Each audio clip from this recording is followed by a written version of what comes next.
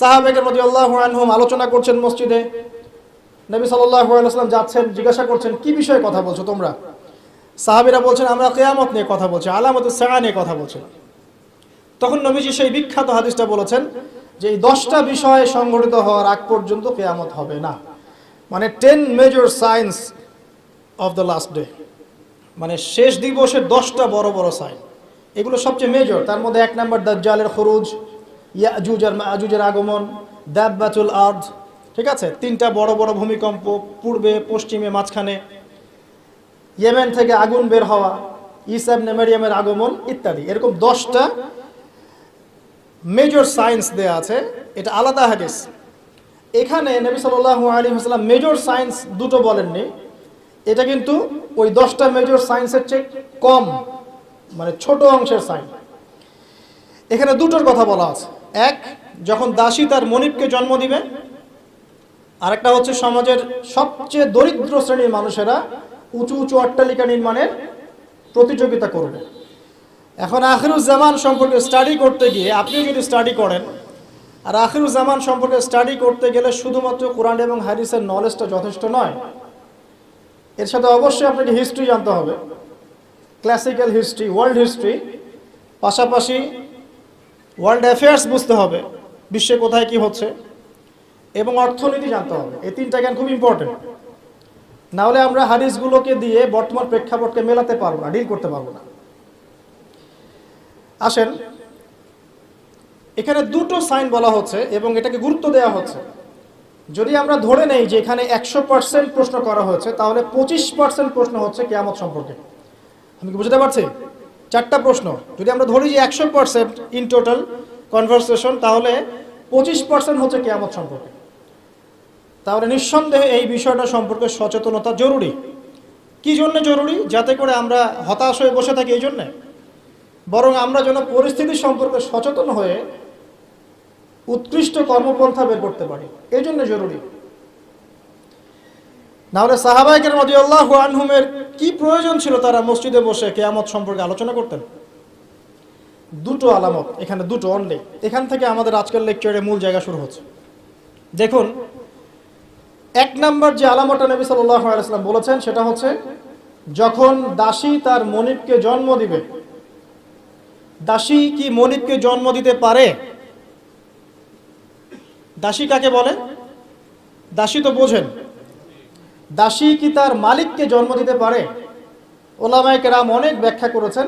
সবচেয়ে কমন যে ব্যাখ্যাটা করা হয়েছে সেটা হচ্ছে যে পিতা মাতার সাথে দাস দাসীর মতো আচরণ করা হবে। এটা কিয়ামতের একটা বড় নিদর্শন।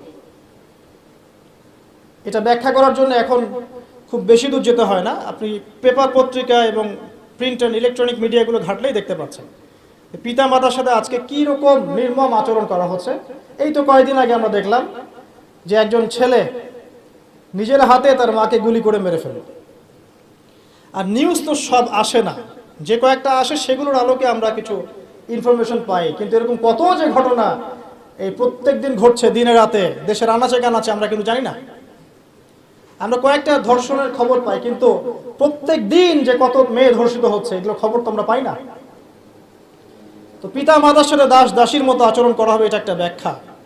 এখন দেখুন, এই জামানায় এসে সম্পর্কের মূল্যগুলো যেন কমে গেছে। সম্পত্তির জন্য পিতা তার সন্তানকে বের করে দিচ্ছে, ত্যায্য করছে, আবার পুত্র পিতাকে হত্যা করছে, ছেলে মাকে হত্যা করছে, ভাই ভাইকে খুন করছে, বোন বোনে চুলাচুলি করছে, প্রতিবেশী প্রতিবেশী মারামারি কাটাকাটি করছে, নিজের ভাই বোন যুদ্ধে লিপ্ত হচ্ছে সম্পত্তির জন্য। এবং এই প্রতিটা বিষয়ে আলামত সাআ, কিয়ামতের আলামত। একটা উত্তর আগে দিয়ে রাখি, এখানে যে 2টা আলামত বলা হয়েছে এর সাথে ওই 10টা আলামত ব্যতীত, কিয়ামতের ওই যে 10টা বড় বড় আলামত, এগুলো ব্যতীত বাকি আলামতের বেশিরভাগই মিলে যায় এবং এটা চেইনের মতো মিলে যায়। এটা বোঝার জন্য আপনার ইন্টেলেকচুয়াল একটা নলেজ দরকার। ইনশাআল্লাহ আল্লাহ পাক সেটা আপনাকে দান করবেন ইনশাআল্লাহ, যদি আপনি ওপেন মাইন্ডেড হন, সংকীর্ণ মনে না হন। দেখুন, সামাজিক মূল্যবোধটা ভেঙে গেছে। আত্মীয়তার সম্পর্কগুলো এখন আগের মতো নাই। ইভেন প্রতিবেশী কে সেটা খোঁজ নেওয়ার প্রয়োজনে মানুষ মনে করে না। সামান্য রিজনে আমরা একে অপরকে খুন করতে দ্বিধা করছি না, ছিনতাই করতে, চুরি করতে, ডাকাতি করতে। মানে সামাজিক সম্পর্ক যেগুলো ছিল, একটা হৃদ্যতা ভালোবাসার বন্ধন, এটা কিন্তু আর নাই। খুব ভালো করে খেয়াল করে দেখেন, সামাজিক হৃদ্যতার বন্ধনটা আগের মতো নাই। এমনকি যারা দিন বোঝে, দিন ইসলাম বোঝে, তাদের মধ্যেও সম্পর্কগুলো দেখেন, তাদের ভিতরেও সম্পর্কের দৈন্যতা আছে। মুখে যতই মানে ঐক্যের কথা বলুক না কেন, ভিতরে দেখবেন হিংসা, বিদ্বেষ, গীবত, তহমত, সমালোচনার অসুস্থ সংস্কৃতি লালন করছে। সম্পর্কের সেই আগের হৃদ্যতা, মাধুর্যগুলো এখন আর পাওয়া যায় না। এখানে বোঝানো হচ্ছে দাসী তার মনিবকে জন্ম দিবে, স্পেশালি পিতা মাতার সাথে দাস দাসীর মতো আচরণ করা হবে। কত বড় বড় ডিগ্রিধারী মানুষের বাবা মা এখন বৃদ্ধাশ্রমে আছেন আপনি জানেন না, আমি জানি না। কেমব্রিজ, অক্সফোর্ড, হার্ভার্ড থেকে পড়ে এসেছে, এসে পিতা মাতাকে বৃদ্ধাশ্রমে দিয়েছে। যে পিতার হাত ধরে সে হাঁটা শিখেছে, শেষ বয়সে ওই পিতার লাঠি সে হতে পারে নাই। যে মা প্রসব বেদনা সহ্য করে তাকে জন্ম দিয়েছে, সেই মায়ের বুকে গুলি চালাতে এখন সন্তানের হাত কাঁপছে না। কিয়ামতের আর কোন নিদর্শনের জন্য আমরা অপেক্ষা করে বসে আছি? যাক, ওদিকে গেলে অনেক লম্বা হয়ে যাবে। এবার আসেন, যদি দ্বিতীয় অর্থ নেই, আরেকটা অর্থ দেয়া হয়েছে, এটা ইন্টারপ্রিটেশন, ব্যাখ্যা, যে দাসী তার মনিবকে জন্ম দিবে মানে হচ্ছে সমাজের সত্য মিথ্যা, ন্যায় অন্যায়, ভালো মন্দের মানদণ্ডটা উল্টে যাবে। এবং এই ব্যাখ্যাটা আমার কাছে খুব পছন্দনীয় ব্যাখ্যা। মানে দাসী মনিবকে জন্ম দিবে মানে উল্টা জিনিস হচ্ছে না এখানে। তার মানে সমাজের যে ন্যায় অন্যায়ের মানদণ্ড আছে, হক বাতিলের মানদণ্ড, এটা উল্টে যাবে। এবং এই হক বাতিলের মানদণ্ড প্রতিটা ক্ষেত্র থেকে উঠে গেছে। আপনাকে দেখাচ্ছি, মনে করেন আমরা ছোটবেলা থেকে 25-30 বছর পর্যন্ত পড়াশোনা করি। এখন জ্ঞান অর্জনের মানদণ্ড কি হবে? আল্লাহর সন্তুষ্টি অর্জন করা, আল্লাহর দিনকে শেখা, সেই দিন পালন করা, এর প্রচার করা, এর প্রতিষ্ঠা করা। ম্যাক্সিমাম আমাদের মধ্যে এখন পড়াশোনা করছে দুনিয়ার জন্য, অনলি ফর একটা চাকরি, একটা ব্যবসা, একটা ক্যারিয়ার, এতটুকু, একটা সার্টিফিকেট। তাহলে পড়াশোনার ক্ষেত্রে আপনার মানদণ্ড উল্টে গেছে। সত্য গ্রহণ করার ক্ষেত্রে আমরা মানদণ্ড কি রাখবো? যে আল্লাহ এবং তার রাসূল যা বলেছেন এটা সত্য, এর বাইরে সত্যের কোনো উৎস নাই। কিন্তু এখন আমাদের সত্য মিথ্যা গ্রহণের মানদণ্ড এমন, পশ্চিমারা যা বলবে ওটাই সত্য, ওটা কোরআন সুন্নাহর সাথে মিলুক চাই না মিলুক। পশ্চিমার মনে করেন যত তন্ত্রমন্ত্র আছে, যত তন্ত্রমন্ত্র, পলিটিক্যাল তন্ত্র বলেন, ইকোনমিক তন্ত্র বলেন, সামাজিক তন্ত্র বলেন, হ্যাঁ, এক একটা নাম নিয়ে বললে বুঝতে পারতেন, যে ফেমিনিস্ট রেভলিউশন, কমিউনিজম, আপনার যে সো কল্ড ডেমোক্রেসি আর কি, সো কল্ড যেটা, যেটা সত্যিকার অর্থের না, সো কল্ড একটা সেকুলারিজম, এটা আসলে সেকুলারিজম না, সো কল্ড সেকুলারিজম। প্রতিটা মতবাদ পশ্চিম থেকে এখানে এসেছে। এবং এগুলোকে দিয়ে আমরা কোরআন হাদিসকে এখন যাচাই করা শুরু করেছি। কোরআন হাদিসকে দিয়ে এগুলোকে যাচাই করব এটা না, এগুলোকে দিয়ে কোরআন সুন্নাহকে যাচাই করে আমরা সত্য মিথ্যা গ্রহণ করছি। তাহলে দর্শন নেয়ার ক্ষেত্রেও কিন্তু আমরা সত্য মিথ্যার মানদণ্ড উল্টে দিয়েছি। দাসী মনিবকে জন্ম দিয়েছে এখানে, তাই না? দিন প্রচার ক্ষেত্রে, দিনের ক্ষেত্রে মুসলিম যারা আছে, আমাদের মধ্যে মানদণ্ড থাকবে এমন যে আমরা উদারপন্থী হব, আমরা দিন নিজেরা পালন করব, সহজ করে দিব, মানুষ পালন করবে, দিনের দাওয়াতি কাজ হবে, প্রসার হবে, ঐক্যবদ্ধ প্ল্যাটফর্ম থাকবে। দেখবেন সব উল্টে গেছে এখন। ব্যক্তি জীবন থেকেই দিন বিদায় নিচ্ছে। বাইরে খালি দেখবেন হয়তো আমার এখানে লেবাসে দাড়ি টুপি আছে, ভিতরে গিয়ে দেখবেন যে আসলে আমার ব্যক্তি জীবনে, অর্থনৈতিক জীবনে, সামাজিক জীবনে ইসলাম নাই, পারিবারিক জীবনে নাই। তো মানদণ্ড উঠে যাচ্ছে। দেখবেন ঐক্যের মানদণ্ডের জায়গায় বিভক্তির মানদণ্ড নিয়েছি। তারপরে অর্থনৈতিক জীবনে যান, এখানে দেখেন মানদণ্ড দেখেন, মানুষ এখন হালাল হারামের যার্রা পরিমাণ পরোয়া করে না। অল্প কিছু মানুষ বাদ দিয়ে এই সব কিছুর বাইরে কিছু মানুষ আছে যারা একটু ব্যাকডেটেড, সেকেলে, যারা একটু মৌলবাদী টাইপের, এরা একটু অন্যভাবে চিন্তা করে আর কি। ম্যাক্সিমামই হালাল হারামের কোনো বাছবিচার নেই, সমানে সুদ খাচ্ছে আর ঘুষ খাচ্ছে, দুর্নীতি করছে, টাকা আত্মসাৎ করছে, মানুষের সম্পদ লুট করে খাচ্ছে, জমি লুট করে খাচ্ছে। এটা যে একটা পাপ, এই বোধটুকু পর্যন্ত গায়েব হয়ে গেছে। আমানত নিয়ে একটা হাদিস পড়ছিলাম গতকাল রাতে, নবী সাল্লাল্লাহু আলাইহি ওয়াসাল্লাম বলছেন এমন যুগ আসবে যে আমানত এই কলিজা থেকে উঠিয়ে নেওয়া হবে, শুধু একটা নোক্তার মতো ফোঁটা বাকি থাকবে। তারপরে আবার সে ব্যক্তি ঘুমাবে, আমানত উঠিয়ে নেওয়া হবে, থাকবে একটা ফস্কার মতো। ফস্কার ভিতরে যেমন পানি আর পুষ ছাড়া কিছুই থাকে না, তেমনি আমানতের একটা খালি শেল থাকবে। মানুষ বলবে ওই লোক বড় আমানতদার, কিন্তু ওর মধ্যে যাররা পরিমাণ আমানতদারিতা থাকবে না। মানদণ্ড দেখেন, অর্থনৈতিক জীবনে আমাদের মানদণ্ড আর আগের মতো নাই। আমরা এখানে হালাল হারামের পরোয়া খুব কম মানুষই করি। যারা বলে যে সুদ খাওয়া হারাম, সুদ খাওয়া হারাম, ঘুষ খাওয়া হারাম, দুর্নীতি করা হারাম, ইত্যাদি ইত্যাদি, উত্তর দেয় এগুলো ছাড়া আবার এই যুগে চলা যায়? সুদ না খেয়ে আবার এই যুগে চলা যায়? মানে মায়ের সাথে জেনা না করে এই যুগে চলা যায়? মেয়েদেরকে ধর্ষণ না করে এই যুগে চলা যায়? মানে 1 দিরহাম সুদ খেলে 36টা মেয়েকে ধর্ষণ করা হয়, বুখারী হাদিস আছে। আর আল্লাহ পাক কোরআনে কি বলছেন? যে কোরআন মাথায় তুলে আমরা রেখে দেই সুন্দর করে পরিষ্কার করে একদম আলমিরার উপরে, সেখানে আল্লাহ পাক বলছেন সুদ ছেড়ে দাও, যদি না ছাড়ো তাহলে আল্লাহ এবং তার রাসূলের সাথে যুদ্ধের ঘোষণা শুনে রাখো। তো মানুষ এখন বলছে আল্লাহ এবং তার রাসূলের সাথে যুদ্ধ না করে থাকা যায়? এখন অর্থনৈতিক জীবনে সত্য মিথ্যার কোনো মানদণ্ড নাই। টাকা উপার্জনের ক্ষেত্রে আমরা হালাল হারামের যাররা পরিমাণ পরোয়া করছি না। দাড়ি টুপি রেখেও দেখবেন অনেক সময় আমরা এমন কিছু ব্যবসা শুরু করেছি যেখানে ধর্ম অনেক দূরের বিষয়। অনেকে ধরা পড়ছে এখন বিভিন্ন অভিযানের প্রশাসনে, দেখবেন দাড়ি টুপি পাগড়িওয়ালা। তো এরা কি ইসলাম বোঝে না? অন্যরা না হয় বোঝে না, এরাও কি ইসলাম বোঝে না? ধর্মকেও অনেক সময় ব্যবসা বানিয়েছি আমরা, ধর্মকেও অনেক সময় ব্যবসার হাতিয়ার বানিয়েছি আমরা। দেখবেন বহু এমন জায়গা আছে যেখানে ভণ্ডামি হচ্ছে, বেদাতি কাজকর্ম হচ্ছে, কুফরি হচ্ছে, শিরিক হচ্ছে, মানুষ লক্ষ লক্ষ টাকা ঢালছে ওখানে গিয়ে, গরু দিচ্ছে, ছাগল দিচ্ছে, কি যে কি করছে না করছে আপনারা আরো ভালো জানেন। কারণ এখানে এই বিশ্বে, বর্তমান বিশ্বে পলিটিক্স করতে হলে হালাল হারাম নির্ধারণ করবে পশ্চিমারা, ব্যাস, ফুল স্টপ। ওরা যেটা বলবে হালাল হালাল, ওরা যেটা বলবে হারাম হারাম, এর বাইরে কিচ্ছু নাই।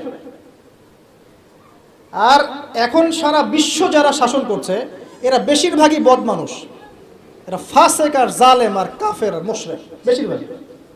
বিশ্ব যারা শাসন করছে তাদের কথা বলছে, যত বড় বড় বৈশ্বিক সংগঠনগুলো তৈরি করেছে এরা বেশিরভাগই বদ শ্রেণীর মানুষ। ভিতর থেকে ইন্টারনালি আমি বলবো দে আর জাস্ট লাইক বিস্ট, জানোয়ারের মতো। কোথায় কার মধ্যে যুদ্ধ বাঁধিয়ে দেওয়া যাবে, যুদ্ধ বাঁধিয়ে দিয়ে অস্ত্র বিক্রি করা যাবে, কোথায় ওই মনিটরি সিস্টেম দিয়ে মানুষকে ঋণের ফাঁদে ফেলা যাবে, সুদের ফাঁদে ফেলে একটা দেশকে দখল করে ফেলা যাবে, কোথায় কোন শান্তিপূর্ণ একটা মুসলিম কান্ট্রির মধ্যে জঙ্গি ইস্যু তৈরি করা যাবে, জঙ্গি ইস্যু তৈরি করে ওখানকার মানুষদেরকে ম্যাসাকার করা যাবে, সারা দিন এই কূটকৌশল চিন্তা করতে থাকে। বিশ্বের যত বড় বড় শয়তান আছে তারা ওই পশ্চিমা সভ্যতা থাকে এখন। আর ইবলিস তো অনেক আগে দায়িত্ব ছেড়ে দিয়েছে, জানেন? ইবলিস অনেক আগেই দায়িত্ব ছেড়ে দিয়েছে। যখন সে এরকম চেলাপেলা তৈরি করে ফেলেছে, এখন সে রিল্যাক্সড। আরও সে বসে ওর যে কুরসি আছে সমুদ্রের উপরে, সমুদ্রে ওর কুরসি এবং আরশ আছে, এটা জানেন নাকি? হয়তো জানেন না। সমুদ্রের উপরে ইবলিসের কুরসি আছে, আরশ আছে। ওটা কুরসি না, সম্ভবত আরশই বলা হয়। ইবলিসের সিংহাসন আর কি সমুদ্রের উপরে আছে, এটা হাদিসে এসেছে।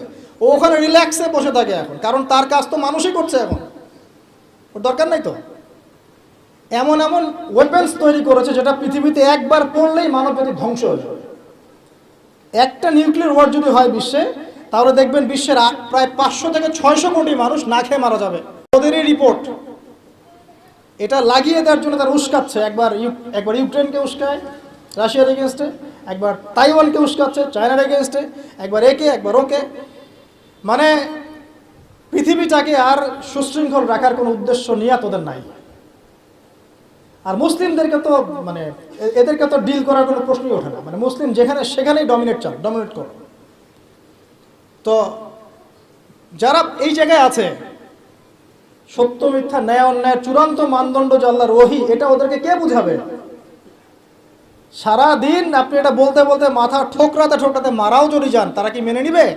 সত্য মিথ্যা, ন্যায় অন্যায়, হক বাতিলের চূড়ান্ত মানদণ্ড হচ্ছে আল্লাহর ওহী, মানবে? ওই সভ্যতাকে আমরা ফলো করি এবং ওদের সব কিছু আমরা অনুকরণ করছি। দাসী তার মনিবকে অনেক আগেই জন্ম দিয়েছে। ন্যায় অন্যায়ের মানদণ্ড উল্টে গেছে এখন। আর বেশি বলতে যাচ্ছি না, আরেকটা ব্যাখ্যায় আসেন। আরেকটা ব্যাখ্যা আছে যে সত্যি সত্যি দাসী মনিবকে জন্ম দিতে পারে, সত্যি সত্যি দাসী মনিবকে জন্ম দিতে পারে, যেটা এই 2022 সালে না আসলে আমরা বুঝতে পারতাম না। কিভাবে জন্ম দিতে পারে? দেখাচ্ছে। নারী পুরুষের ফ্রি মিক্সিং চলছে সবখানে, যেখানে যাবেন সেখানে নারী পুরুষের ফ্রি মিক্সিং। যত ফ্রি মিক্সিং হয়েছে তত জেনা বেড়েছে, তত বেপরদামি বেড়েছে, তত বেশি রেপ হয়েছে, ধর্ষণ বাড়ছে। এর সাথে আছে পর্নোগ্রাফি, যেটা মানুষকে ভিতর থেকে পশু বানিয়ে দিয়েছে। বাসের মধ্যে একটা মেয়ে যাচ্ছে, 4-5 জন ধরে রেপ করে রেখে দিল। অটোতে একটা মেয়ে যাচ্ছে, একটা বাচ্চা মেয়ে রেপ করে রেখে দিল। এমনকি এমনও নিউজ পাওয়া যাচ্ছে পশু পাখির সাথে মানুষ জেনা লিপ্ত হচ্ছে। একটা ছেলে আরেকটা ছেলের সাথে জেনা লিপ্ত হচ্ছে, নাউজুবিল্লাহ। এবং কোনো কোনো ক্ষেত্রে এরকম 2-1টা ঘটনা মাদ্রাসাতেও ঘটছে। মানে পর্নোগ্রাফি দিয়ে সবাইকে পশু বানিয়ে দেওয়া হচ্ছে। খেয়াল করে দেখেন। এরপরে আবার পরকীয়া আছে। যখন এরকম বেপরদামি, ধর্ষণ, ফ্যামিলিস্ট রেগুলেশন, ফ্রি মিক্সিং বাড়তে আছে, তখন কিন্তু ভালোবাসাটাকে, ভালোবাসা বলে একটা ব্যাপার যে আছে, লাভ, আল্লাহর পক্ষ থেকে যে ভালোবাসা আছে, এই লাভটাকে যৌনতা দিয়ে চেঞ্জ করে দেওয়া হয়েছে। ভালোবাসার চাইতে এখন মানুষ যৌন বিষয়টাকে বেশি গুরুত্ব দেয়। মানে মেয়েকে জাস্ট ভোগ করতে হবে, ভালোবাসা, তার সাথে কোমল থাকা, তার কষ্ট দেয়াগুলোকে একটু হাসি মুখে সহ্য করা, সবর করা, এগুলো কিন্তু নাই দেখবেন। এর উপর আবার বাইরের মিডিয়াগুলো আছে এবং পরকীয়া, যেটা মিডিয়াগুলো উস্কায় দিচ্ছে ফিল্মের মধ্য দিয়ে, আপনার সিরিয়ালের মধ্য দিয়ে, যে পরকীয়া একটা ভালো জিনিস, ট্রেন্ড, এক নতুন ফ্যাশন। তখন ঘরে ঘরে আপনি কি মনে করছেন, অলমোস্ট এভরি সিঙ্গেল ফ্যামিলি এখন পরকীয়াতে আসক্ত, জানেন? Almost every single family. অনেক ক্ষেত্রে ইসলামিক পরিবারগুলোর মধ্যে ওগুলো ঢুকে গেছে। আর যারা ইসলাম থেকে অনেক দূরে, ওদের কথা কি চিন্তা করতে থাকেন তাহলে? এখন কেউ স্বামী স্ত্রীকে নিয়ে সন্তুষ্ট না, স্ত্রীর স্বামীকে নিয়ে সন্তুষ্ট না, ভিতরে ভিতরে ভাঙন চলছে। আর যখন এই ভাঙনগুলো চলতে আছে, তখন মেয়েরা সন্তান জন্ম দেওয়ার ফুরসত পাচ্ছে না। কারণ ওদের আবার কেরিয়ার বলে একটা ব্যাপার আছে, কেরিয়ারটা আগে বিল্ড আপ করতে হবে, সন্তান পরে। যখন সন্তান জন্ম দেওয়ার ফুরসত পাচ্ছে না, তখন কি করতে হবে? ওই পশ্চিমাদের মতো, বা এই যে আমাদের এই কর্নারে একটা নতুন ইসরায়েল আছে, এর নাম সিঙ্গাপুর, এই আবার একটা নতুন ইসরায়েল, এই ধরনের কান্ট্রিগুলোর মতো, ওখানকার মেয়েরা সন্তান জন্ম দেওয়ার সময় পায় না, ওরা জেনা করার সময় পায়। দেখা যায়, একটা জরিপে দেখা গেছে যে বিয়ের আগে একটা ছেলে প্রায় 20 থেকে 22টা মেয়ের সাথে যৌন সম্পর্ক করে। এটা নাউজুবিল্লাহ বলছেন, বাট আমি আরেকটা হাদিস পড়ছি রিসেন্টলি, যেখানে নবী সাল্লাল্লাহু আলাইহি ওয়াসাল্লাম বলছেন আখিরুজ্জামানে একটা ছেলের পিছনে এমন একটা সময় আসবে, যেটা এখন আসে না আলহামদুলিল্লাহ, এমন একটা সময় আসবে যে একটা ছেলের পিছনে 30-40 জন মেয়ে ঘোরাঘুরি করবে শুধু যৌন সম্পর্কের জন্য। এই সময়টা ওরা পার করে এসেছে পশ্চিমারা। আচ্ছা, তো যেহেতু সন্তান জন্ম দেওয়ার ফুরসত নাই, ক্যারিয়ার আছে, জেনা ওপেন, জেনা চাইলেই মানুষ করতে পারে, বিয়ে করার প্রয়োজন হয় না, মদ ওপেন, জেনা ওপেন, পতিতালয় ওপেন, সবই ওপেন। এসব কিছু ওপেন করে দিয়ে আমরা কি করি? আমরা অপরাধ দমনের চেষ্টা করি। কি চমৎকার সাইকোলজি আমাদের, বাহবা দিতেই হয়। সব ওপেন, ওদের ওখানে ওপেন। তো ওখানে আর মেয়েরা চাকরি বাকরি এসবের দিকে ফোকাস করতে করতে সন্তান জন্ম দেওয়ার সময় নাই। কি করতে হবে?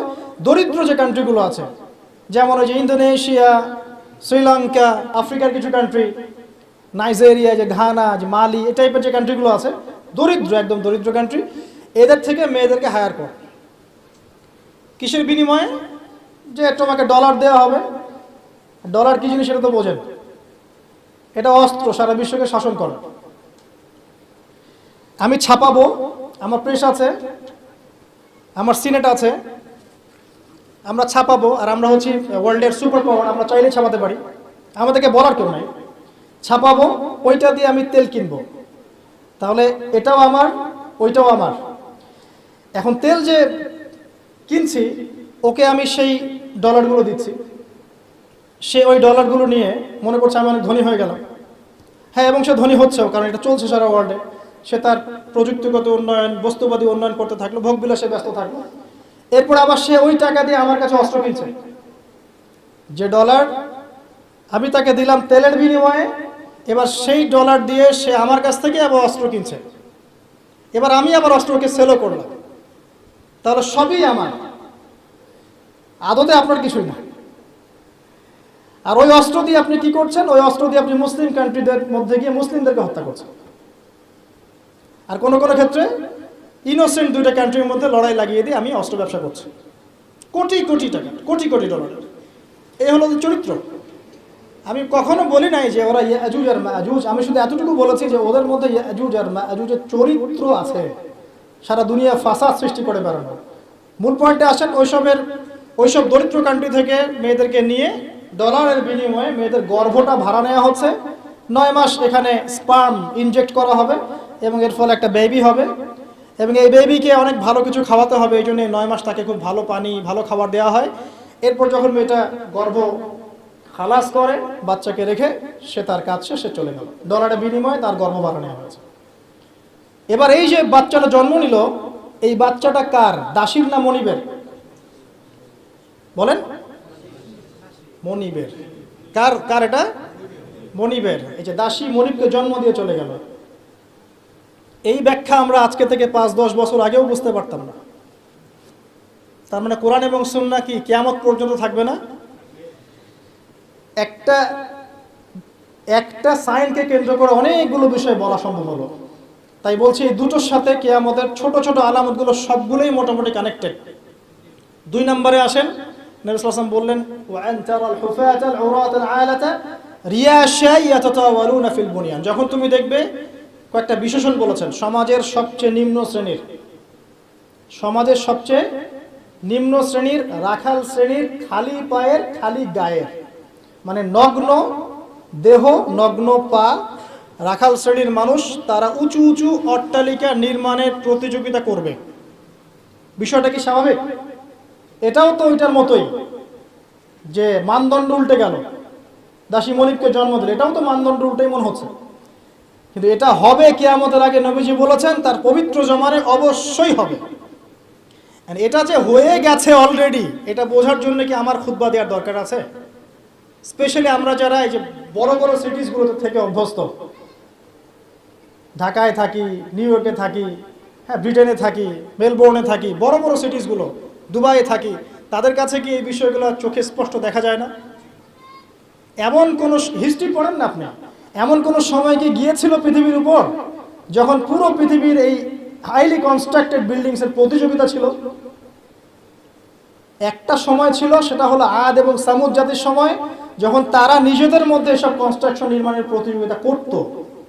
আল্লাহ পাক ওদেরকে ধ্বংস করে দিয়েছে, কিন্তু ওইটা সারা বিশ্বে গ্লোবালি ছিল না, ওই একটা কওমের মধ্যেই সীমাবদ্ধ ছিল। এটা কিভাবে সম্ভব? রাখাল শ্রেণীর মানুষ অট্টালিকা তৈরি করবে? এখানে 3-4টা ব্যাখ্যা হতে পারে। এক, ওই রাখাল শ্রেণীর মানুষের কাছে এমন কিছু ধন সম্পদ করতলগত হবে, ওই যে আমরা বলি গুপ্তধন, এই টাইপের কিছু সম্পদ তারা পাবে রাখাল শ্রেণীর মানুষ, এবং এগুলো দিয়ে তারা উঁচু উঁচু অট্টালিকা নির্মাণের প্রতিযোগিতা করবে। এটা হয়েছে। এক সময় যাদের খাবার টাকা ছিল না, পায়ে স্যান্ডেল ছিল না, গায়ে জামা ছিল না, আল্লাহ পাক ব্ল্যাক গোল্ড দিয়ে দিয়েছেন, অয়েল, ব্যাস সেল করো আর অট্টালিকা নির্মাণ করো, সেল করো আর অট্টালিকা নির্মাণ করো। হয়েছে না এটা মিডল ইস্টে, মধ্যপ্রাচ্য, এটা বাস্তব সাক্ষী। 2, হতে পারে ব্যাখ্যা এমন কোন অর্থনৈতিক উৎস সারা বিশ্বে চালু করা হবে যার মধ্য দিয়ে নিতান্ত দরিদ্র মানুষেরা অট্টালিকা তৈরি করার সুযোগ পাবে। সেটা কি? সেটা হচ্ছে বর্তমান সভ্যতার রিবা এবং সুদভিত্তিক এই মনিটরি সিস্টেম। এই সুদভিত্তিক মনিটরি সিস্টেম এবং ব্যাংকিং সিস্টেমের মাধ্যমেই সম্ভব রাখালের অট্টালিকা নির্মাণ করা। সে গিয়ে বলবে, আমার জমি আছে, বা আমি জমি চাই, আমার ফ্ল্যাট দরকার, এটা দরকার, ওটা দরকার। কি করতে হবে? লোন দিতে হবে। ওকে, লোন নাও, 1 কোটি টাকা নাও, তোমাকে 10 বছর সময় দিচ্ছি, 10 বছর পর তোমাকে 1,50,00,000 দিতে হবে। সে মনে করবে হ্যাঁ কোনো সমস্যা নেই, 10 বছর টাইম দেওয়া হয়েছে, একটু না হয় বেশি দিলাম চার্জ, বাট আমি তো আমার স্বপ্ন পূরণ করছি। অথচ সে বুঝতে পারলো না, সে মায়ের সাথে জিনা করলো, যে খেলো সেও জিনা করলো, যে খাওয়ালো সেও জিনা করলো, যে সাক্ষী থাকলো সেও করলো, যে লিখে রাখলো সেও করলো। এর ফলশ্রুতিতে এলিট সোসাইটির খুব একটা সমস্যা হয়নি। এই রিবার মূল পরিণতিটা হচ্ছে যে দরিদ্র মানুষরা দিন দিন দারিদ্রতার অতল তলে যেটা থাকবে। খুব এলিট সোসাইটি যারা, ওদের খুব একটা সমস্যা হবে না। এটাই রিবা। যারা রিবাকে ফ্রন্ট করেছে সারা বিশ্বে, ওই সভ্যতার কিন্তু খুব একটা ক্ষতি হচ্ছে না। যাদেরকে ওষুধ খাওয়াচ্ছে, IMF এর থ্রু দিয়ে বলেন, ওয়ার্ল্ড ব্যাংকের থ্রু দিয়ে বলেন, সবাইকে সুদ খাওয়াচ্ছে, ঋণ চাচ্ছ, ঋণ দিব, এইসব শর্তগুলো দেখে ঋণ দিব, তবে আমাকে এত পার্সেন্ট দিতে হবে, অত পার্সেন্ট দিতে হবে। এখন এই পার্সেন্টেজের টাকাটা কত টাকা, এই টাকাটা কি আমাদেরকে দিতে হবে না? অতএব এখানে সুদ আমরা খাচ্ছি, খেতে হচ্ছে। সারা ওয়ার্ল্ড এভাবে চলছে। এখন আপনি কি ওয়ার্ল্ডের বাইরে যেতে পারবেন? পারবেন না। তো সারা বিশ্বে এভাবে এই সুদভিত্তিক মনিটারি সিস্টেমের মধ্য দিয়ে দরিদ্র শ্রেণীর মানুষকে উঁচু উঁচু অট্টালিকা নির্মাণের সুযোগ করে দেওয়া হয়েছে। সংক্ষেপে বললাম। আরেকটা ব্যাখ্যা হতে পারে, এবং আমার কাছে এই ব্যাখ্যাটা খুব ভালো লাগে, সেটা হলো দুর্নীতি এবং করাপশনের মধ্য দিয়ে কালো টাকা অর্জন করে সেই টাকা দিয়ে দরিদ্র রাখাল শ্রেণীর মানুষ উঁচু উঁচু অট্টালিকা নির্মাণ করবে।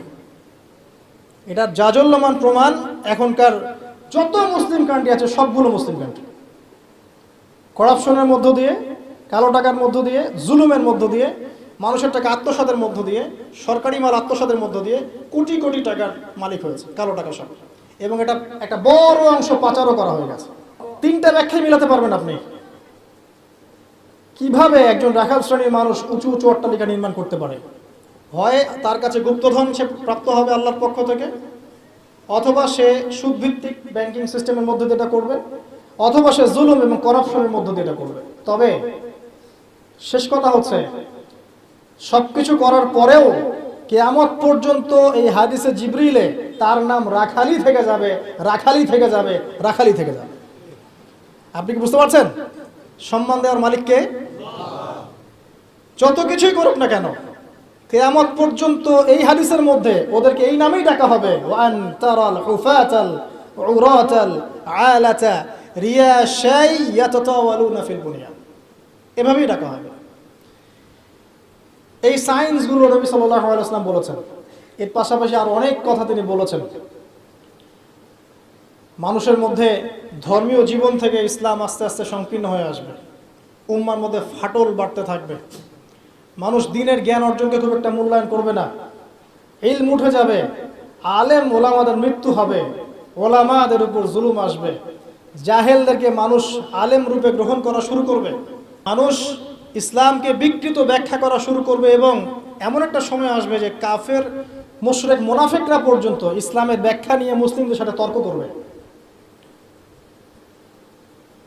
পারিবারিক বন্ধন ভাঙবে, বাবা মা সন্তান সন্ততির পারিবারিক বন্ধন ভাঙবে, প্রচুর জেনা বাড়বে এবং জেনাকে মানুষ হালাল মনে করবে, প্রচুর মাদক বাড়বে, মাদককে মানুষ হালাল মনে করবে,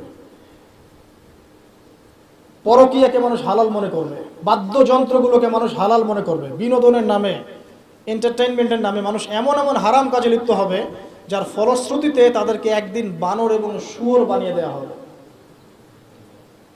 আল্লাহ পাকের দয়া না থাকলে, আর পৃথিবীতে যদি অন্য মাখলুক না থাকতো, আল্লাহ পাক আসমান থেকে বৃষ্টি বন্ধ করে দিতেন।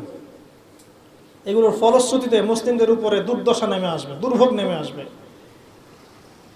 খুনাখুনি বাড়বে, হারাজ বাড়বে। নবীজি বলছেন হারাজ হচ্ছে এমন বিষয়, একজন ব্যক্তি মারা যাবে, সে জানবে না কেন মারা গেলাম।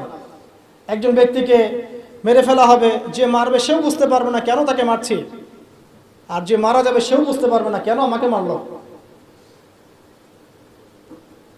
সবচেয়ে মারাত্মক হচ্ছে যে ফ্যামিলিস্ট রেভলিউশন বাড়বে, মহিলাদের মধ্যে বেপরদামি বাড়বে, ব্যভিচার বাড়বে এবং পতিতাদের সংখ্যা বাড়বে।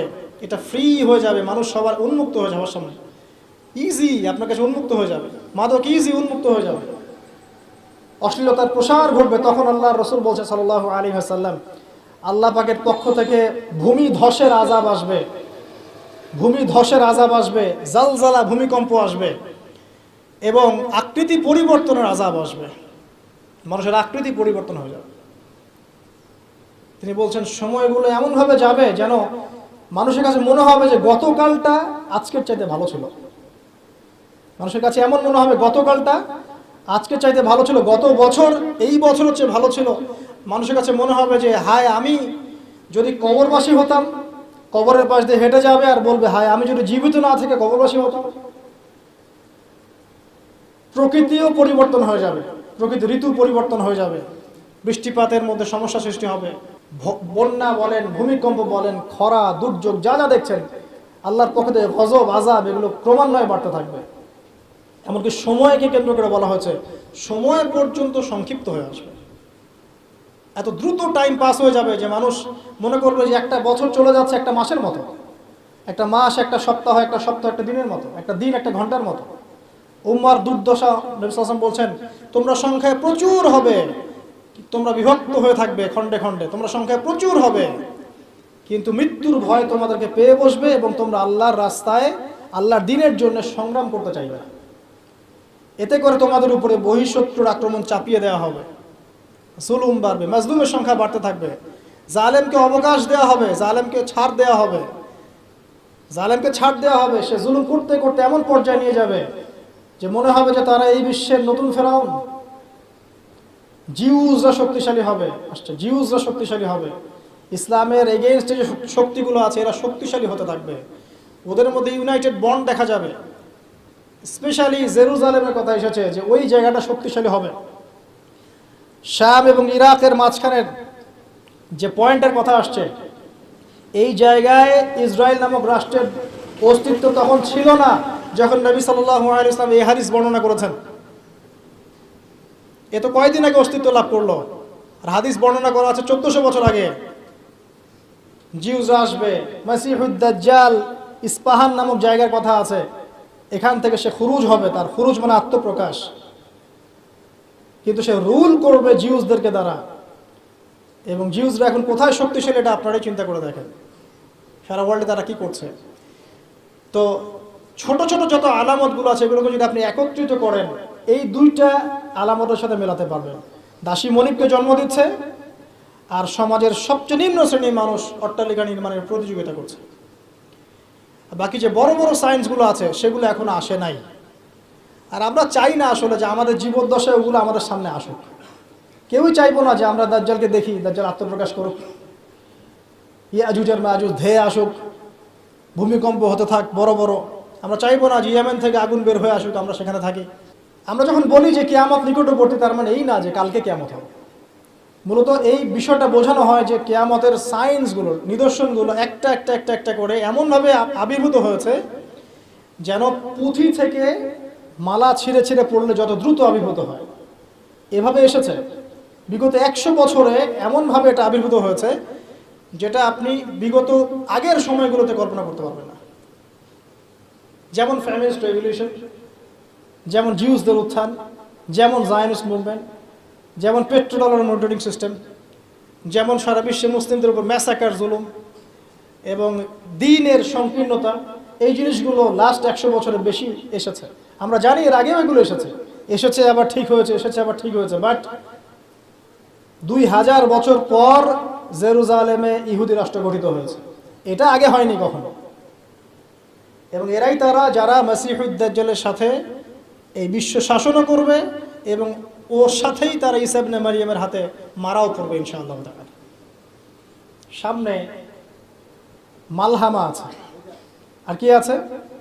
মহাযুদ্ধ আছে, জেরুজালেমের উত্থান আছে, জিউসদের উত্থান আছে, দাজ্জালের শাসন আছে, ইমামুল মাহদির আগমন আছে, তার হাতে মুসলিমদের বিজয় আছে, ঈসা ইবনে মারইয়ামের আগমন আছে, তার হাতে দাজ্জালের নিহত হওয়ার ঘটনা বাকি আছে, ঈসা ইবনে মারইয়ামের হাতে জেরুজালেম থেকে ওয়ার্ল্ড ওয়াইড ইসলামিক শাসন এখনো বাকি আছে, ইয়াজুজ আর মাজুজের আগমন বাকি আছে এবং ওদের ধ্বংস বাকি আছে।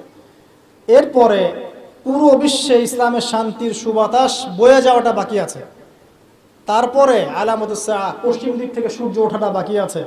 তারপরে ইনশাআল্লাহ তাআলা এত দ্রুত কিয়ামত হবে, নবীজি বলছেন একজন ব্যক্তি আরেকজন ব্যক্তির সাথে কাপড় নিয়ে ব্যবসা করতে বসবে, কাপড় খুলে দেখাবে, গোটানোর আগেই কিয়ামত শেষ। একজন ব্যক্তি উটের দুধ দহন করবে, দুধ পান করার আগে কিয়ামত শেষ। তারপরে তিনি ইনস্ট্যান্ট বোঝাতে এই শব্দ ব্যবহার করছেন, এক গ্লাস পানি খাওয়ার জন্য গ্লাসটা উপরে নিবে, পানি ঢোক গেলার আগেই কিয়ামত শেষ।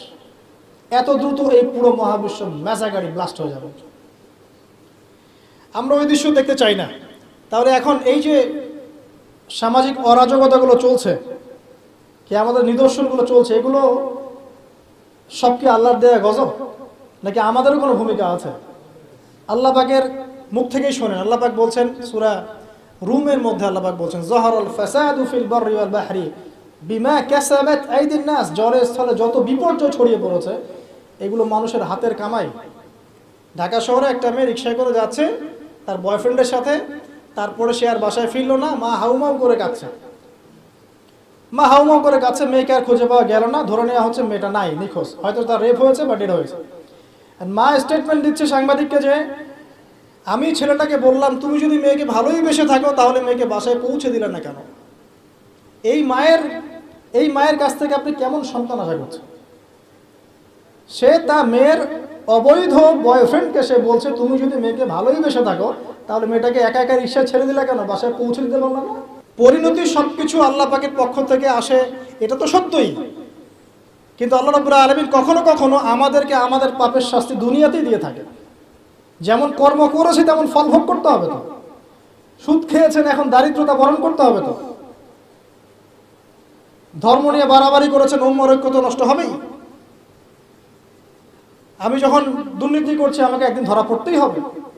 আমি চুরি করেছি আমাকে তো পিটুনি খেতেই হবে। আমি ডাকাতি করছি আমাকে তো পিটুনি খেতেই হবে। আমি রেপ করেছি আমাকে শাস্তি পেতেই হবে। একটা মেয়ে কয়েকটা ছেলের সাথে অ্যাফেয়ার, কয়েকজন মিলে প্ল্যান করলো যে তাকে শিক্ষা দিবে, তাকে সারপ্রাইজ দেওয়ার কথা বলে একজন বয়ফ্রেন্ড তাকে ডেকে নিল, নির্মমভাবে তাকে হত্যা করলো। 3 জন মিলে লাশ ফেলে দিয়ে চলে গেছে। 3 জন মিলে করেছে না একাই করেছে সেটা প্রশাসন খুঁজে বের করবেন। আমরা অনলাইনে দেখছি যে মেয়েটা ডেড, এবং সেটা রংপুর এরিয়ার ঘটনা, ঢাকা শহরের কথা না। রংপুর তো অনেক দূরের জায়গা, ওটাকে আমরা গ্রামই মনে করি নাকি ঢাকার হিসাবে। দেখেন কর্মের ফল নয় কি এগুলো?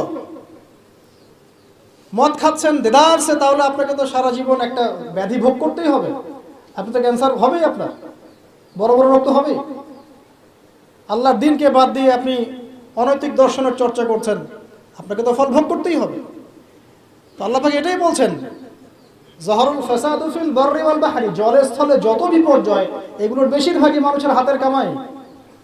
পরিবেশ দূষিত করেছে আমরা, পুরো বিশ্বের পলিটিক্যাল সিস্টেম ধ্বংস করে দিয়েছে আমরা, ইকোনমিক সিস্টেমে সুদ দিয়ে দিয়েছে আমরা, ব্যক্তি জীবন থেকে দিনকে বিদায় করছি আমরা।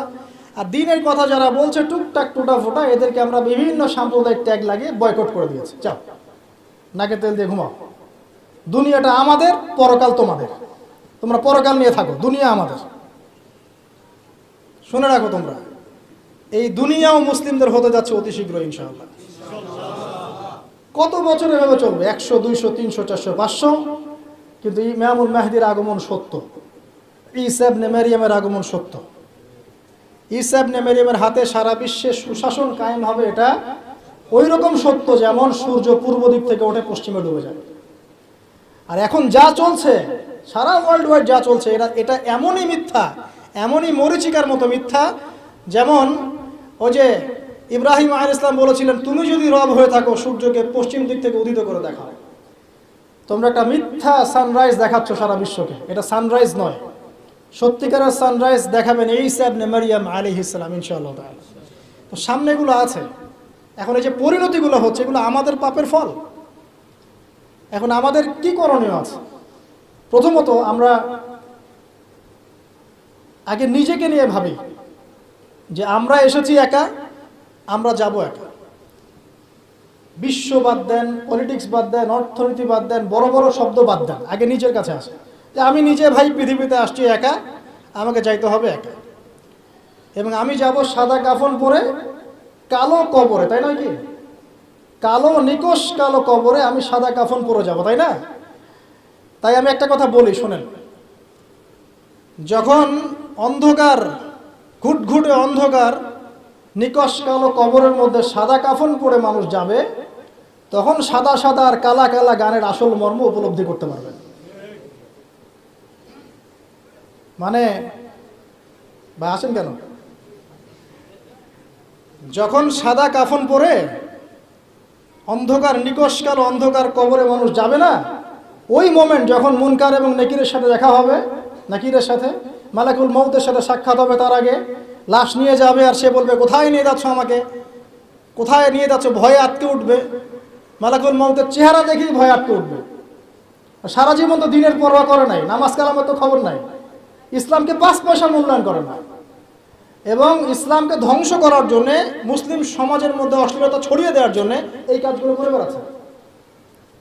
তো যখন এই অবস্থা তাদের হবে এবং কবরে প্রশ্নগুলো করা হবে এবং হাতুড়ি দিয়ে পিটানো হবে, 70 গজ মাটির নিচে যখন আত্মা যাবে সিজ্জিনে, তখন বুঝে আসবে কোনটা সাদা ছিল আর কোনটা কালো ছিল। মানুষ মুসলিমদেরকে, স্পেশালি যুবকদেরকে, যুবক যুবতী, আমাদের ইয়াং টিনেজারদেরকে এমনভাবে ইনফ্লুয়েন্স করা হচ্ছে এগুলো দিয়ে, মনে হচ্ছে পর্নই আসল জগৎ, মনে হচ্ছে এই মাদকই আসল জগৎ, এই সিগারেটটাই আসল, এই গান বাজনা মিউজিকই আসল, এই কনসার্টগুলি আসল। এবং এগুলোতে যেহেতু মজা আছে, একটা লাজ্জাত ফ্লেভার পাওয়া যায় ইনস্ট্যান্ট, এই জন্য যুব সমাজ দ্রুত এর পিছনে দৌড়ানো শুরু করছে। আর একটা যুবকদেরকে যখন আপনি একটা জাতির যুবকদেরকে মেরুদণ্ড ভেঙে দিবেন, তখন এই জাতি কখনোই আপনার এগেন্স্টে দাঁড়াতে পারবে না। এটা সুদূর প্রসারী নীল নকশা, এটা মুসলিম যুবকদেরকে আল্লাহর দিন থেকে সরিয়ে দেওয়ার জন্য। এদেরকে প্রমোট করার মিডিয়ার অভাব নাই, পত্রিকার অভাব নাই। তাহলে আপনি কি করবেন এখন? প্রথমত আপনি নিজেকে চিন্তা করতে হবে যে আমি মুসলিম, আগে আমাকে বাঁচতে হবে এবং আমার ছেলে আমার মেয়ে এদেরকে আমি অন্তত এই পথে দিব না। যদি এদেরকে পড়ানোর কোনো প্রতিষ্ঠানই না পাই, নিজে প্রতিষ্ঠান করে ওকে পড়াবো ইনশাআল্লাহ। যদি সেটাও না পারি, আমার কাছে একা একা বসে শিখবে ইনশাআল্লাহ, কি সমস্যা? যদিও এটার পক্ষে আমি খুব স্ট্রং মত দেই না, আমাদেরকে চেঞ্জ করতে হবে সিচুয়েশন। যদি দেখেন কোনো অপশনই খোলা নাই, সবখানেই ফিতনা, সবখানেই ফাসাদ, কি করবেন? আপনার ছেলে মেয়েকে তো পড়াতে হবে। আমার ওয়াইফ আমাকে বলছে আমার বেবিকে আমি কোথাও দিব, কি করবা তাহলে? আমি 10 বছর পর্যন্ত পড়াবো। সে মাশাআল্লাহ আরবি জানে, উর্দু জানে, ফার্সি জানে, সবই জানে, তা আমি পড়াবো ওকে। বললাম যে এভাবে হবে না, এভাবে হবে না। কতদিন আপনি আটকে রাখবেন সন্তানকে? যখন সে বাইরে যাবে দেখবে জেনা উন্মুক্ত, মেয়েরা উন্মুক্ত, বেপরদামি উন্মুক্ত, পর্ন উন্মুক্ত, সব উন্মুক্ত, মাদক উন্মুক্ত। সৎসঙ্গ না থাকলে, ভালো প্যারেন্টিংস না থাকলে, আপনার ভালো পরিবেশ না থাকলে, ভালো সোসাইটি কমিউনিটি না করতে পারলে আমি আমাদের সন্তানদেরকে বাঁচাতে পারবো না। ওরা ওদের দেহকে নষ্ট করবে না ঠিকই, কিন্তু ওদের আত্মাটাকে পুড়িয়ে ঝাঁঝরা করে ছেড়ে দিবে, আত্মাটাকে কলুষিত করে শেষ করে দিবে। আর সমাজের এই অসঙ্গতিগুলো যখন চলছে আর আমাদের আত্মা কাঁদে না, আমাদের খারাপ লাগে না, আমাদের পাপবোধ জাগ্রত হয় না, বুঝতে হবে ওই ঈমান আর আমাদের মধ্যে নাই যে ঈমান থাকলে এই পাপ দেখলে মানুষের খারাপ লাগা সৃষ্টি হয়। একজন আলেম বলেছেন, যখন দেখবেন বাসায় কোরআনের উপর ধুলা পড়ে গেছে, তখন বুঝে নেবেন যে আপনার কলমেও ধুলা পড়েছে। কি করব? নিজে বাঁচার জন্য আগে নিজেকে চিন্তা করতে হবে যে আমি আখিরাতের বান্দা, দুনিয়াতে এসেছি মেহমানের মতো, আল্লাহ কিছু দায়িত্ব কর্তব্য দিয়েছেন, টাইম শেষ হবে, আল্লাহ পাক টাইম দিয়ে চলে যাবে। কাউকে আল্লাহ পাক এখানে রাখেন নাই, দুনিয়াতে কেউ চিরস্থায়ী হয়নি। যত বড় পরাশক্তি ছিল, ফেরাউন, নমরুদ, হামান, কারুন, কেউ পৃথিবীতে চিরস্থায়ী হয় নাই। আজকের বিশ্বে যারা আছে বড় বড় পরাশক্তি, কেউ পৃথিবীতে চিরস্থায়ী হবে না। এগুলো শুধুমাত্র সময়ের ব্যাপার, মাত্র সময় চলে যাবে, এরাও শেষ, কেউ থাকবে না, না মুমিন, না কাফের, না মুশরিক, কেউ না। অতএব যারা এসেছে তারা চলে যাবে, এই ফিলিংসটা সবার আগে জরুরি। এই ফিলিংসটা আসলে পরে আমার প্রথম দায়িত্ব হচ্ছে ইলম অর্জন করা, তারপরে লক্ষ্য স্থির করা যে আমার জীবনে তো একটা লক্ষ্য আছে। এভারেজ লাইফ লিড করবে সবাই, 1999 জন মানুষ এভারেজ লাইফ লিড করে, খায় দায় ফুর্তি করে, স্ত্রী সহবাস করে, বাচ্চা পয়দা করে, শেষ, ডেড, শেষ বয়সে ক্যান্সার, ডায়াবেটিস, মারা গেল। এটাই করতেই কি দুনিয়াতে এসেছি? দিন ইসলাম নিয়ে আমাদের কোনো স্বপ্ন নাই? যারা ইতিহাস পড়ে দেখেন, যারা যুগে যুগে ইসলামের অগ্রগামী ছিলেন, তারা কি আমাদের মতোই এভারেজ মুসলিম ছিলেন, নাকি এক্সট্রা অর্ডিনারি কিছু তারা করতেন? আর আমরা কি আমাদের উম্মার মধ্যে ছোটখাটো বিষয়গুলোকে নিয়েই পড়ে থাকবো? আর কতদিন আমরা এগুলো নিয়ে পড়ে থাকবো? আর কতদিন আমরা একে অপরের গীবত আর তহমত আর সমালোচনার, হাত বাঁধার, পায়ে পা লাগানো আর আমি এসব নিয়ে পড়ে থাকবো? আর কতদিন পড়ে থাকলে আপনাদের শান্তি হবে? আমাদেরকে বলে দেন, তাও শান্তি পান, তারপরে আমাদেরকে দিনের জন্য কিছু করতে দেন, যুব সমাজকে করতে দেন, যারা এখন করতে চায় আগ্রহী ওদেরকে কোনো রাস্তা দেখান।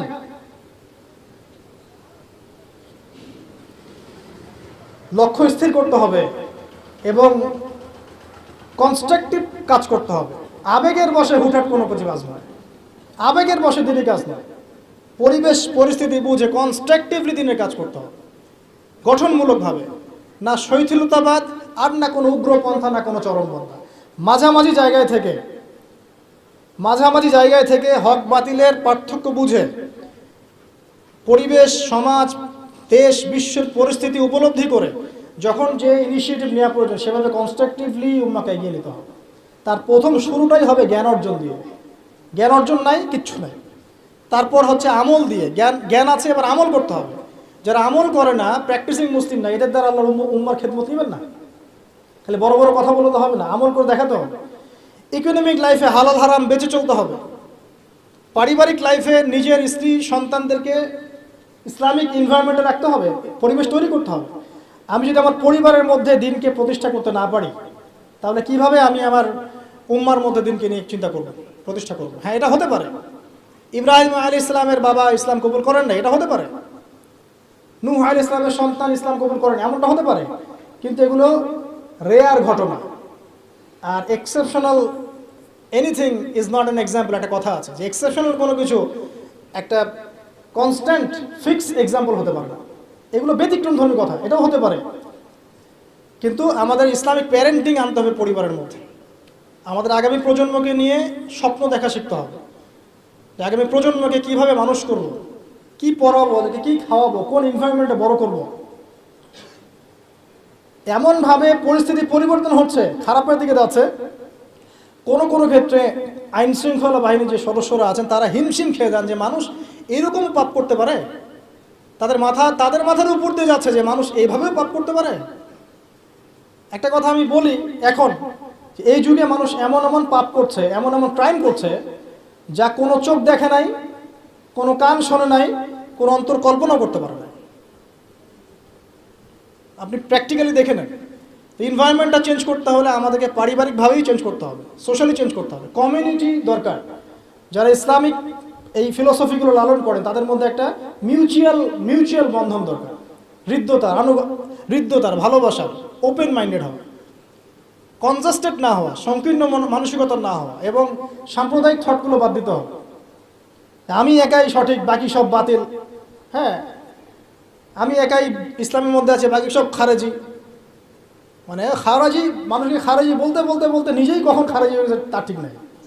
ও নিজে বাদ দিয়ে বাকি সবই খারেজি। মানে কোনো মিউচুয়াল আন্ডারস্ট্যান্ডিং নাই। যদি বাংলাদেশের কোনো মানুষ সব আলেমদেরকে একটা জায়গায় নিয়ে বসাতে পারে, বসে এক কাপ চা খাওয়াতে পারে, আমার মনে হয় এই কাজের ওসিলা আল্লাহ তাকে জান্নাত দিয়ে দিবেন ইনশাআল্লাহ। এটা এত কঠিন এবং এত বড় একটা কাজ যদি কেউ করতে পারেন আপনাদের মধ্যে, সব ওলামায়ে কেরামকে এক জায়গায় বসাবেন, বসে এক কাপ চা খাওয়ায় দেখান আমাকে, তারপরে দিনের কথা বলতে আসে, ঐক্যের কথা এবং আল্লাহর রাস্তায় অমুক তমুক পরে বলতে আসে। দেখেন এটা পারেন কিনা। তো স্বপ্ন দেখা শিখতে হবে পরবর্তী প্রজন্মকে নিয়ে, আমাদেরকে নিয়ে। আর লম্বা করছে না, ইকোনমিক লাইফটাকে হালাল হারামে মেনে চলতে হবে। যে যেখানে থাকবো, আমরা যদি গভর্নমেন্ট জব করি, বেসরকারি জব করি, বা কৃষিকাজের ক্ষেত্রে কাজ করি, বিজনেস করি, অনেস্টির পরিচয় দেওয়া দরকার। আগে একজন ভালো মানুষ হই, তারপরে ভালো মুসলিমের দিকে আসেন। আগে মানুষ তো হন, একজন ভালো মানুষ তো হই, একজন ভালো মানুষের মন লালন করি। এরপরে ইনশাআল্লাহ তাআলা দিনের যে জ্ঞান আপনি অর্জন করেছেন, আমল করেছেন, আপনি এখন পরিবার গড়েছেন, আলহামদুলিল্লাহ, হালাল হারাম মেনে চলছেন, ইসলামের দাওয়াত আপনি প্রচার করতে শুরু করেন। এবং সেটা মধ্যম পন্থায়, উগ্রপন্থায় না, শৈথিলতাবাদ প্রদর্শন করেও না। পলিটিক্যালি যারা আছে তাদের সাথে কোনো কনফ্লিক্টে যাবেন না, মানে রাষ্ট্রবিরোধী কোনো বিদ্রোহের দিকে কখনো যাবেন না। এতে কোনো কল্যাণ দেখা যায় না। যারা এই কথাগুলো বলে শুনতে খুব চটকদার মনে হয়, কিন্তু বাস্তবতা এমন নয়। বরং এতে রাষ্ট্রের ক্ষতি, জাতির ক্ষতি, উম্মার ক্ষতি হয়ে যায়। যতটুকু কাজ করার ফ্রি একটা অ্যাক্সেস আছে, এটাও দেখবেন কনজাস্টেডে বন্ধ হয়ে পড়ে আছে। অতএব এইসব উদ্ভট ফিলোসফির দিকে যাওয়ার প্রয়োজন নাই। বরং যারাই থাক, উত্তম নসিহত করেন, ভালো নসিহত করেন, ভুল হলে সংশোধন করে দেন গঠনমূলকভাবে। এরপরেও যদি না কথা শুনে, আলহামদুলিল্লাহ, ছেড়ে দেন। ফাযাক্কিরিন্নামা আনতা মুযাক্কির লাস্তা আলাইহিম বিমুসাইতির। খালি উপদেশ দেন, আপনি উপদেশদাতা, আপনি তাদের প্রতি দারোগা নন। যার যার কর্মফল শেষে ভোগ করবে। আল্লাহ পাক বলছে, বলে নুযীকান্নাহুম মিনাল আযাবিল আদনা দুনা আযাবিল আকবার। যখন এরকম অন্যায়, অত্যাচার, পাপাচার চলতে থাকবে, আল্লাহ পাক বলছেন, তখন আমার পক্ষ থেকে আমি বড় আযাবের আগে, পরকালের বড় শাস্তির আগে দুনিয়াতে ছোট ছোট আযাব পাঠাতে থাকবো। আল্লাহ তো বলেছেন পাঠাবেন, রিল্যাক্স থাকেন। ইনশাআল্লাহ তাআলা কনস্ট্রাকটিভলি এই কাজগুলো করতে পারলে আশা করা যায় একদিনে ফল পাওয়া কখনোই যাবে না। আমাদের নবীজি 23 বছর লেগেছে। আস্তে আস্তে ইনশাআল্লাহ তাআলা আমরা না হোক আমাদের পরের জেনারেশন, তারা না হোক তারপরের জেনারেশন, তারা না হোক তারপরের জেনারেশন, একটা জেনারেশন আসবে পৃথিবীর বুকে, নিশ্চিত থাকেন, যারা ইনশাআল্লাহ আযজা ওয়া জাল এই দুনিয়া থেকে সমস্ত জুলুমের শেকড় উপড়ে ফেলে দেবে ইনশাআল্লাহ। আমরা বেঁচে থাকি আর না থাকি ওই দিন পর্যন্ত আমরা দোয়া করে যাব, আল্লাহ পাক যেন একদিন এই সারা পৃথিবীর বুকে ইসলামের বিজয় দান করেন এবং সমস্ত জুলুম, অন্যায়, অত্যাচার, পাপাচার আল্লাহ পাক এদের মূল শেকড়টাকে উৎপাটিত করে ফেলেন। আল্লাহ রাব্বুল আলামিন মুসলিমদের হারানো সেই যে গৌরব, ঐতিহ্য, সেটা আবার ফিরিয়ে আনার তৌফিক দান করুন। ব্যক্তিগত জীবনে আমাদেরকে প্র্যাকটিসিং মুসলিম হওয়ার তৌফিক দান করুন। বেশি বেশি ইলম অর্জন করার তৌফিক দান করুন, আমল করার তৌফিক দান করুন, আত্মশুদ্ধি অর্জন করার তৌফিক দান করুন। মুসলিম উম্মার মাঝে ইখতিলাফ বৃদ্ধি না করে উম্মাকে ঐক্যবদ্ধ করার প্রয়াস চালানোর তৌফিক দান করুন। আল্লাহ রাব্বুল আলামিন আমাদের অর্থনৈতিক জীবনে হালাল হারাম মেনে চলার তৌফিক দান করুন এবং আমাদের যে যেখানে আছে সবাইকে, হোক সে পলিটিক্যাল কোনো জায়গা বা অর্থনৈতিক কোনো জায়গা বা প্রশাসনের কোনো জায়গা বা ব্যক্তি পর্যায়ে, যে যেখানেই আছে আল্লাহ পাক সবাইকে, সব মুসলিমকে তার পক্ষ থেকে হেদায়েত দান করুন। আমিন। এরপরে আমরা আমাদের পরবর্তী প্রজন্মের জন্য দোয়া করব, আল্লাহ পাক আমাদের পরবর্তী প্রজন্মকে যেন ইসলামের জন্য কবুল করে নেন। সময় সম্পর্কে আমাদেরকে সচেতন থাকার তৌফিক দান করেন। আমাদের মধ্যে যারা অসুস্থ আছেন সবাইকে আল্লাহ পাক শেফায়ে কামেলা দান করেন। আমাদের মধ্যে যারা ইন্তেকাল করেছেন তাদের সবাইকে আল্লাহ পাক যেন ক্ষমা করে দেন।